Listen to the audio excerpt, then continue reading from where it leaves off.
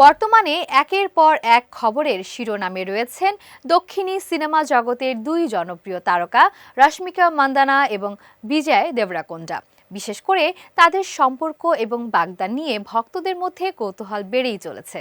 তবে সম্প্রতি রশ্মিকা তার ইনস্টাগ্রাম অ্যাকাউন্টে শ্রীলঙ্কার একটি নান্দনিক স্থান থেকে ছবি শেয়ার করেছেন।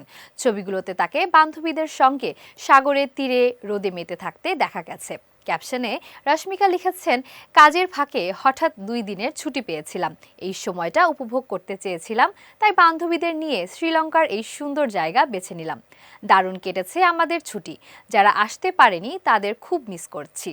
তবে ছবিগুলোর মধ্যে সবচেয়ে বেশি নজর কেড়েছে রশ্মিকার আংটি। তার আঙুলে ঝলমলে হীরার আংটি দেখা গেছে, যা দেখে ভক্তরা অনুমান করছেন বিজয়ের সঙ্গে বাগদান হয়ে থাকতে পারে। এই নিয়ে নতুন করে জল্পনা শুরু হয়েছে। এই ট্রিপ কি শুধুমাত্র ছুটি, নাকি বিয়ের আগে ব্যাচেলর ট্রিপ? আগেই শোনা গিয়েছিল 2026 সালের ফেব্রুয়ারিতে রাজস্থানের উদয়পুরে রশ্মিকা এবং বিজয়ের বিয়ের আসর হতে পারে। যদিও এখনও তারা প্রকাশ্যে কিছু বলেননি, ভক্তদের মধ্যে কৌতূহল ও জল্পনা বৃদ্ধি পাচ্ছে। তাদের মিষ্টি ও রহস্যময় আচরণ দেখে ধারণা করা হচ্ছে হয়তো বিয়ের প্রস্তুতি ইতিমধ্যেই শুরু হয়েছে। তবে আসল ঘটনা এখনও সঠিকভাবে জানা যায়নি।